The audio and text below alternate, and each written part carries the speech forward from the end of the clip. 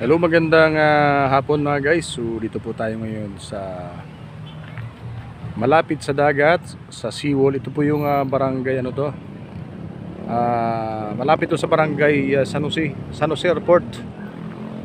So ito po yung malapit sa dagat, guys. Yung exact location po nito ay sa Sagkahan. Dito po ako nag-aaral. So makikita nyo po yung lupa. Ito po ay tabon lang ito or ano lang ito, yung improvised na daanan dahil ito po talaga ay tubigan ito dito. So yan guys, palitan natin ano.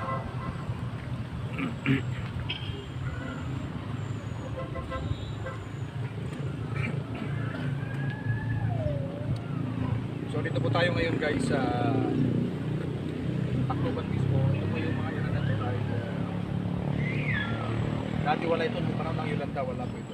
So ito po ay human made itong ito at para secondary protection, para hindi masyado makapasok yung dagat dito.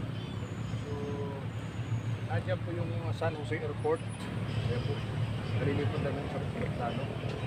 So makikita nyo guys, kaninang umaga marami nang mga susunod dahil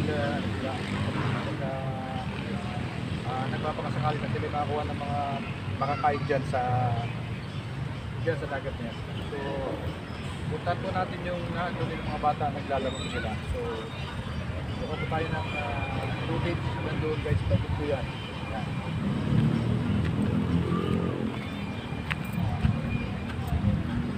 So yan guys, puntan po natin yung lugar na yon kung saan nandun yung mga bata. Okay. So ang isa pang location na aking ipakita ay nandito lang po tayo sa malapit sa Astrodome ng Tacloban. Ayan po. Diyan po ako nakatira sa Astrodome na yan. Ayan po. Second floor. Nandun po yung opisina ng aking kapatid kung saan ako pansamantalang tumitigil. So ito po yung secondary protection guys na kanal po ito, ginawang kanal para makadaan yung tubig. So ayan. So punta na po natin guys ang kabilang side. Okay. Okay guys, so nandito tayo sa kabilang part. So ayan po yung dagat na po yan. At yun naman po ay ginagawa nilang riprap or panangga guys, para hindi basta-basta matangay ng agos yung mga lupa dito. So kasalukuyan po nire-repair po ito. Ayan po makikita yung Astrodome. Ayan po.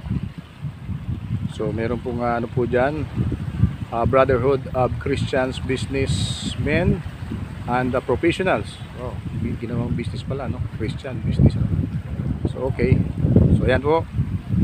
Ayan. So kukuha tayo ng footage sa kabilang side.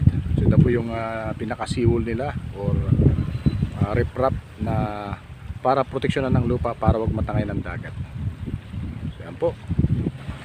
So ito po ay hindi pa tapos ano po. Ito po ay kasalukuyang tinatabunan ng mga lupa at graba. So punta tayo sa dulo guys.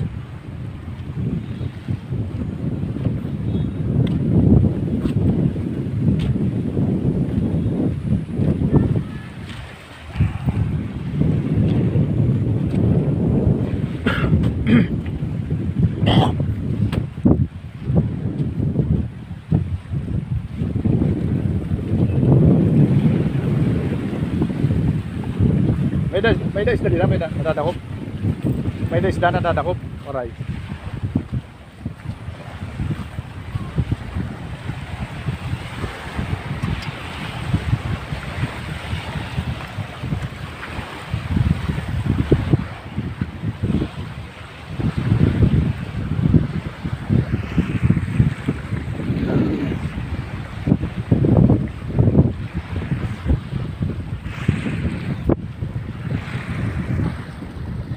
Ayan, nasa kabilang side na po tayo guys. Dagat na po ito. Pero subalit makikita nyo guys, mapapansin nyo na ang dagat dito ay malabo, marumi sabihin.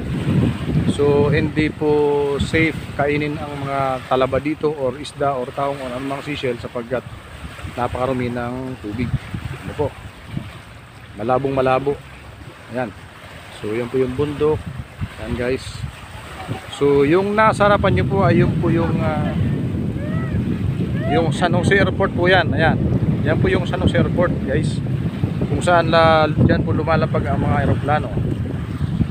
Diyan po naglalanding ang mga aeroplano, guys. So yan po yung San Jose Airport. Ayan. So po kayo. Yan po yung dulo na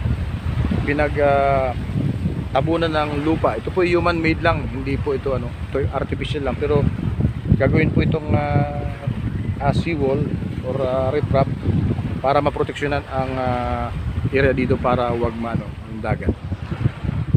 So ayan po yan, guys. Ayan po yung area. So napakaganda po. Ayan. So kaya ng umaga marami nang sisil dyan para sila makaulam, pero sa tingin ko marumi ang kanilang Sige lang, okay lang. Kasama yan, kasama. Okay ka lang, sige. Ayan si ma'am, nahihiya si ma'am. Hello. Ayan, mga namamasyal dito yan mga namamasyada. So yung ayan pa rin yung Astrodome na kung saan tayo naka-infill. Diyan po tayo tumitigil pansamantala. Ang laki ng bahay ko kaya pwede kayong isang barangay na bumisita sa akin. Ayan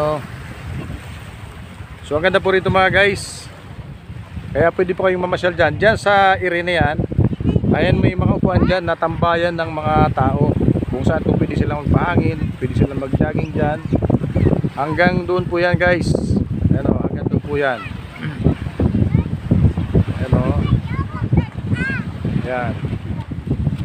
So hindi po safe ang maligo dyan sa dagat sapagkat yan po ay napakarumi. Yan. Kaya makikita nyo walang naliligo po dyan.